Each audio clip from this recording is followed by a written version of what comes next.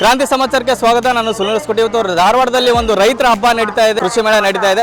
ಸಾಕಷ್ಟು ರಾಜ್ಯದ ಜೊತೆಗೆ ಬೇರೆ ರಾಜ್ಯಗಳಿಂದ ಕೂಡ ರೈತರು ಬಂದು ಒಂದು ಹಬ್ಬದಲ್ಲಿ ಭಾಗವಹಿಸ್ತಾರೆ. ಈ ಕೃಷಿ ಮೇಳದಲ್ಲಿ ಸಾಕಷ್ಟು ಒಂದು ಮಾಹಿತಿಯನ್ನು ಪಡೆದುಕೊಂಡು ತಮ್ಮ ಕೃಷಿಯಲ್ಲಿ ಅಳವಡಿಸಿಕೊಳ್ತಾ ಇದ್ದಾರೆ. ಪ್ರತಿ ವರ್ಷ ಕೂಡ ಲಕ್ಷಾಂತರ ಜನ ಬಂದು ಇಲ್ಲಿ ಒಂದು ಉಪಯೋಗನ ತಗೋತಾರೆ.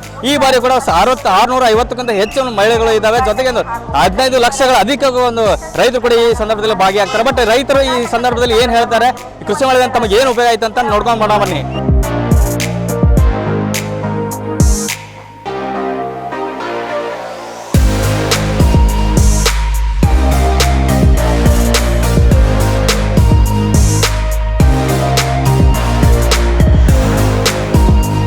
ನಾವು ಮುಗದ್ ರೈತರ್ರಿ, ನಮ್ದು ಎಲ್ಲ ಎತ್ಕೊಳ್ಳೋದು ಎಲ್ಲ ಅದಾವ. ಇಲ್ಲಿ ಪ್ರದರ್ಶನಕ್ಕೆ ನಾವು ತಂದಿಲ್ಲ, ಈ ನಮ್ಮ ರೈತರೆಲ್ಲರೂ ತಂದಾರ. ನಾವು ಮುಗದ್ ಗ್ರಾಮದಿಂದ ಈ ಕೃಷಿ ಮೇಳ ನೋಡಕ್ ಬಂದೇವಿ. ಈಗ ಸುಮಾರು ಒಂದು 10 ವರ್ಷದಿಂದ ನಾವು ಬರತ್ತೇವೆ ಇಲ್ಲಿ. ನಾವು ಹಾವೇರಿ ಡಿಸ್ಟಿಕ್ ಹಿರೇಕೆರೂರು ತಾಲೂಕು ರಟ್ಟಿಹಳ್ಳಿ ಸಿರಿಗೆಮ್ಮಿಂದ ಬಂದಿದ್ದೇವೆ. 3 ವರ್ಷದಿಂದನೇ ಬರ್ತಾ ಇದ್ದೇವೆ ಸರ್. ನಾವು ನೋಡ್ತಾ ಇದ್ದೇವೆ ಕೃಷಿ ಮೇಳನ. ಜಾನುವಾರುಗಳು ನೋಡ್ತೇವೆ ರೀ, ಕೋಳಿಗಳು, ಕುರಿಗಳು, ಎಮ್ಮಿ ಮತ್ತು ಎಲ್ಲ ಇದ್ರ ಟ್ಯಾಕ್ಟ್ರಿ ಸಾಮಾನುಗಳೆಲ್ಲ ನೋಡ್ತಾ ಇದ್ದೇವೆ. ಬ್ಯಾಗ್ ಎಣಿಕೆ, ಹೆಣ್ಮಕ್ಳು ಎಣಿತಾ ಇರೋವು ಅವನ್ನೆಲ್ಲ ನೋಡ್ತಾ ಇದ್ದೇವೆ ಸರ್. ಮತ್ತು ಹೆಣ್ಮಕ್ಳಿಗೆ ಆಲ್ಮೋಸ್ಟ್ ಅಲ್ಲಿ ದನಗಳು ಅಂದರೆ ಇಷ್ಟ ಅನ್ರಿ. ಅವರು ಆಕಳುಗಳು ಮೇಯಿಸೋದು, ಹಾಲು ಕರಿಯೋದು, ಯಾವ ಥರ ಅದಕ್ಕೆ ಯಾವ ಥರ ಟ್ರೀಟ್ಮೆಂಟ್ ಮಾಡಬೇಕು ಅನ್ನೋದ್ರ ಬಗ್ಗೆ ಹೇಳ್ತಿರ್ತಾರೆ. ಇಲ್ಲಿ ಬಂದೆಲ್ಲ ನೋಡ್ತಾ ಇರ್ತೇವೆ. ಅದನ್ನೆಲ್ಲ ತಿಳ್ಕೊಂಡು ಹೋಗ್ತಾ ಇದ್ದೇವೆ ನಾವು, ಯಾವ ಥರ ಅದನ್ನು ಜೋಪಾನ ಮಾಡಬೇಕು ಅನ್ನೋದು ಬಗ್ಗೆ ತಿಳ್ಕೊತೇವೆ. ಹಾಂ, ಉಪಯೋಗ ಇದೆ ಸರ್. ಕೃಷಿ ಮೇಳದಿಂದ ಉಪಯೋಗ ಇದೆ ಸರ್. ಎಲ್ಲರೂ ಬಂದು ನೋಡಿ ತಿಳ್ಕೊಳ್ರಿ ಅಂತ ಹೇಳ್ತಾ ಇದ್ದಾರೆ. ಸುಜಾತ ಅಂತ.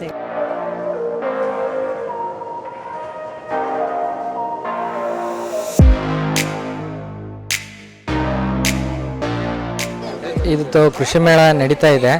ಇವತ್ತಿನ ದಿವಸ ನಾವು ರೈತರ ಅಧ್ಯಯನ ಪ್ರವಾಸ ಅಂತೇಳಿ ಪಶುಪಾಲನಾ ಇಲಾಖೆ ಮತ್ತು ಪಶುವೈದ್ಯಕೀಯ ಸೇವಾ ಇಲಾಖೆ ರಟ್ಟಿಹಳ್ಳಿಯಿಂದ ನಾವು ರೈತರನ್ನ ಕರ್ಕೊಂಡ್ಬಂದಿದ್ದೀವಿ. ಸೊ ಅವರಿಗೆ ಪ್ರತಿ ವರ್ಷದಂತೆ ರೈತರ ಪ್ರವಾಸ ಅಧ್ಯಯನ ಅಂತ ಇರುತ್ತೆ. ಹಂಗಾಗಿ ನಮ್ಮ ತಾಲೂಕಿನ 25 ರೈತರನ್ನು ಆಯ್ಕೆ ಮಾಡಿಬಿಟ್ಟು ಪ್ರತಿ ಹಳ್ಳಿಯಿಂದ ನಾವು ಯಾರು ಆಸಕ್ತಿ ಉಳ್ಳ ರೈತರನ್ನು ಕರ್ಕೊಂಡ್ಬಂದಿದ್ದೀವಿ. ಇಲ್ಲಿ ಅವರಿಗೆ ಈ ಯಾವ ಥರ ತಳಿಗಳು ಸಿಗ್ತವೆ, ಯಾವ ಥರ ರೈತರಿಂದ ನಮಗೆ ಉಪಯೋಗ ಇದೆ, ಪ್ರಗತಿಪರ ರೈತರಿಂದ, ಆಮೇಲೆ ಎಷ್ಟೋ ವಿಜ್ಞಾನಿಗಳು, ಆಮೇಲೆ ವೈದ್ಯರು, ಅನೇಕ ಮೇವಿನ ಬೆಳೆಗಳ ಬಗ್ಗೆ ಅಂತರ ಎಲ್ಲ ಮಾಹಿತಿ ಅವ್ರಿಗೆ ಸಿಗುತ್ತೆ ಅಂಥೇಳಿ ಇವತ್ತಿನ ದಿನ ನಾವು ಇಲ್ಲಿ ಕೃಷಿ ಮೇಳಕ್ಕೆ ನಾವು ಏನು ವಿಸ್ತರಣಾ ಒಂದು ಯೋಜನೆಯಡಿ ಇಲ್ಲಿ ನಾವು ಕರ್ಕೊಂಡ್ಬಂದಿದ್ದೀವಿ. ಸೊ ಅದರಿಂದ ಅವರಿಗೆ ಉಪಯೋಗ ಆಗುತ್ತೆ. ಯಾಕಂದರೆ ಇದನ್ನು ಅವ್ರು ಇಲ್ಲಿ ಕಲ್ತ್ಕೊಂಡು ಇಲ್ಲೆಲ್ಲ ನೋಡ್ಕೊಂಡು ಹೋಗಿ ಅಲ್ಲಿ ತಮ್ಮ ಒಂದು ಕೆಲಸದಲ್ಲಿ ಅವರು ಅಭಿವೃದ್ಧಿ ಹೊಂದಿದರೆ ಅವರು ಆರ್ಥಿಕವಾಗಿ ಮುಂದೆ ಬರಬೇಕು. ಅಂದರೆ ನಮ್ಮ ಸರ್ಕಾರದ ರೈತರ ಒಂದು ದ್ವಿಗುಣ ಮಾಡಬೇಕು ಆರ್ಥಿಕತೆ ಅನ್ನೋದನ್ನು, ಸಾರ್ಥಕತೆ ಆಗುತ್ತೆ ಅನ್ನೋ ಒಂದು ಉದ್ದೇಶ ಇಟ್ಕೊಂಡು ನಾವು ಇವತ್ತು ರೈತರನ್ನ ಇಲ್ಲಿಗೆ ಕರ್ಕೊಂಡ್ಬಂದಿದ್ದೀವಿ. ಅದೇ ಅವರು ಈಗ ತಾನೇ ಹೇಳಿದರು ಅದ್ರ ಬಗ್ಗೆ ಏನೇನು ಉಪಯೋಗ ಆಗುತ್ತೆ ಅಂಥೇಳಿ. ಅದೆಲ್ಲ ಅವರು ತಿಳ್ಕೊಳ್ಳಿ. ಆಮೇಲೆ ಅದ್ರ ಜೊತೆ ನಾವು ಇರ್ತೀವಿ, ಏನಾರು ಬೇಕಾದರೆ ಮಾಹಿತಿ ಕೊಡೋಣ ಅಂಥೇಳಿ ಅವ್ರ ಜೊತೆನೇ ನಾವು ಕೃಷಿ ಮೇಳ ನೋಡ್ತಾ ಇದ್ದೀವಿ. ಪ್ರತಿ ವರ್ಷ ಅದ್ದೂರಿಯಾಗಿ ನಡೆಯುತ್ತೆ. ಈ ವರ್ಷವೂ ಚೆನ್ನಾಗಿದೆ. ಸೊ ಒಳ್ಳೊಳ್ಳೆ ತಳಿಗಳು ಬಂದಿದ್ದಾವೆ. ಆಮೇಲೆ ಬೇರೆ ಬೇರೆ ತಳಿಯಿಂದ ಇಲ್ಲಿ ಈಗ ನಾವು ದೇವಣಿ ತಳಿ, ಇದು ಬೀದರಲ್ಲಷ್ಟೇ ಸಿಗೋದು. ಇದರಿಂದ ಏನೇನು ಅನುಕೂಲಗಳಿದ್ದಾವೆ, ಇದು ಯಾವ ಥರ ಇದೆ ಅಂತ ಅವರಿಗೆ ತಿಳ್ಕೊಳಕ್ಕೆ ಒಂದು ಅನುಕೂಲ ಆಗ್ತಿದೆ.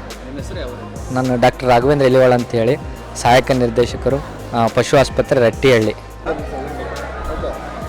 ನಮಸ್ಕಾರ ಸರ್. ನಾವು ರಟ್ಟಿಹಳ್ಳಿ ತಾಲೂಕಿಂದ ಪಶು ಸಖಿಯರಾಗಿ ಬಂದಿದ್ದೀವಿ. ಇಲ್ಲಿ ರೈತರ ತರಬೇತಿ ಇತ್ತು, ಆ ಕಾರ್ಯಕ್ರಮಕ್ಕೋಸ್ಕರ ರೈತರನ್ನು ಕರ್ಕೊಂಡ್ಬಂದಿದ್ವಿ. ಇಲ್ಲಿಗೆ ನಾವು ಇಲ್ಲಿ ಕೃಷಿ ಮೇಳದಲ್ಲಿ ಏನಿರುತ್ತೆ ಅಂತ ನಾವು ಇದು ಮಾಡ್ಕೊಂಡಿದ್ವಿ. ಇಲ್ಲಿ ಬಂದಾಗ ಗೊತ್ತಾಯಿತು ರೈತರಿಗೆ ತುಂಬ ನಾವು ಹೇಳೋದಿದೆ, ಕಲಿಸೋದಿದೆ, ನಾವು ಮತ್ತಷ್ಟು ಕಲಿಯೋದಿದೆ ಅನ್ನೋ ಒಂದು ಉದ್ದೇಶ ನಮಗೆ ತುಂಬ ಅವಕಾಶ ಆಯಿತು. ನಾವು ಎಷ್ಟೋ ತರಬೇತಿಯಲ್ಲಿ ಹೋದರೂ ಇದರಲ್ಲಿರುವಂಥ ಮಾಹಿತಿಗಳು ನಮಗೆ ಅಷ್ಟು ಸಿಕ್ಕಿದ್ದಿಲ್ಲ. ತುಂಬ ಅನುಕೂಲ ಆಗಿದೆ. ಈ ಥರ ಮೇಳಗಳು ನಮಗೆ ಹೆಚ್ಚು ಆದಾಗಲಿ, ಅದರದ್ದು ತರಬೇತಿ ನಮಗೆ ಸಿಗಲಿ ಅಂತ ನಾವೆಲ್ಲರೂ ಕೇಳ್ಕೊತೀವಿ. ಎಲ್ಲ ಪಶು ಸಖಿಯರಿಂದ ಈ ಬೆಸ್ಟ್ ಆಫ್ ಲಕ್ ಹೇಳ್ತೀವಿ.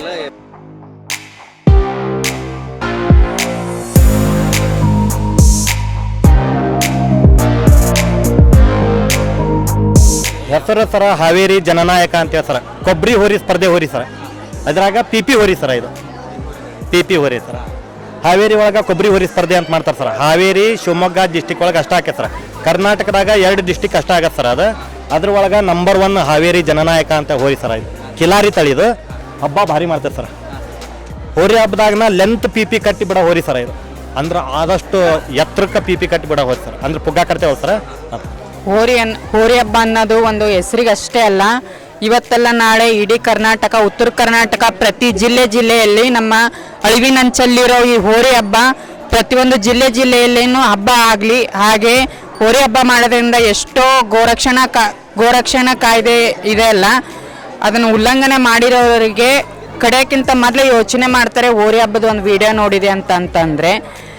ಹೋರಿ ಬೆಳೆಸೋದು ದೊಡ್ಡದಲ್ಲ, ಹೋರಿನ ಪಳಗಿಸಿ ಒಂದು ಅಖಾಡದಲ್ಲಿ ತನ್ನದೇ ಆದ ಜಲಕ ತೋರಿಸಿ ಹೋರಿ ಮಾಲಕನ ಹೆಸರು ಗೆದ್ಕೊಂಬರೋದೈತಲ್ಲ, ಅದು ಹೋರಿಗೂ ಬಿಟ್ಟಿರ್ತತಿ. ಹಾಗೆ ಹೋರಿ ಹಬ್ಬದ ಅಖಾಡವನ್ನು ನಿಭಾಯಿಸೋದು ಒಬ್ಬ ಕಾಮೆಂಟ್ರಿ ಹೇಳೋ ವ್ಯಕ್ತಿದು ಆಗಿರ್ತತಿ. ಆ ಕಾಮೆಂಟ್ರಿ ಹೇಳೋ ಮುಖಾಂತರ ಎಲ್ಲ ಹೋರಿಗಳು ನಂದೇ ಅಂತ ಅನ್ಕೊಂತ ಮಾಡೋ ನಮ್ಮ ಪ್ರತಾಪಣ್ಣನಿಗೆ ಒಂದು ದೊಡ್ಡದಾದ ಹ್ಯಾಂಡ್ಸಪ್ ಹೋರಿ ಹಬ್ಬದಲ್ಲಿ.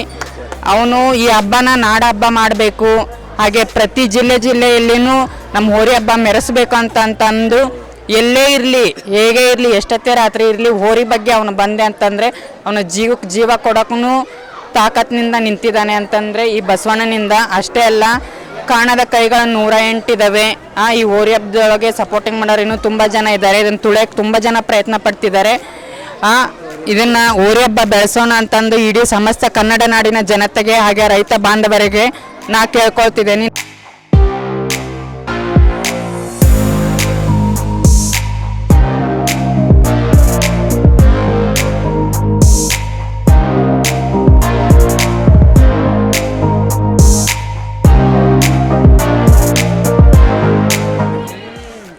ಎಲ್ರಿಗೂ ನಮಸ್ಕಾರ. ಈ ಹೋರಿ ಹಬ್ಬ ಒಂದು ನಮ್ಮ ಹಾವೇರಿ ಜಿಲ್ಲೆಯೊಳಗೆ ಏನೈತಲ್ಲ, ಈ ಹೋರಿ ಹಬ್ಬನ ಮಾಡ್ತಿರೋದ್ರಿಂದ ಎಷ್ಟೋ ಜನ ಏನೈತಿ ಕಟಕರಿಗೆ ಹೋಗುವಂಥ ಹೋರಿಗಳನ್ನ ಏನೈತಲ್ಲ ನಮ್ಮ ಪ್ರಜ್ವಲ್ ಅನ್ನೋರು ಅಂತಾರು, ಆಮೇಲೆ ಇವಾಗ ಅಬ್ಬಾಸ್ ಅನ್ನೋರು ಅಂತಾರು, ಪ್ರತಿಯೊಬ್ರು ಏನೈತಲ್ಲ ಹೋರಿಗಳನ್ನು ತಗೊಂಬಂದ್ಬಿಟ್ಟು ಹೋರಿಗಳನ್ನು ಕಟ್ಟುಕರ ಕಡೆಯಿಂದ ಏನೈತಲ್ಲ ಅದನ್ನ ಕಡಿಮೆ ರೇಟಲ್ಲಾಗಲಿ ತಗೊಂಬಂದು ಏನೈತಲ್ಲ ತಗೊಂಡು ಬಂದು ಇವಾಗ ಹಬ್ಬನ ಮಾಡ್ತಾ ಇದ್ದಾರೆ. ಈ ಹೋರಿ ಹಬ್ಬನ ಒಂದು ನಾಡ ಹಬ್ಬ ಮಾಡೋಣ ಅಂತಂದು ಅಳಿವಿನಂಚಲು ಐತಿ.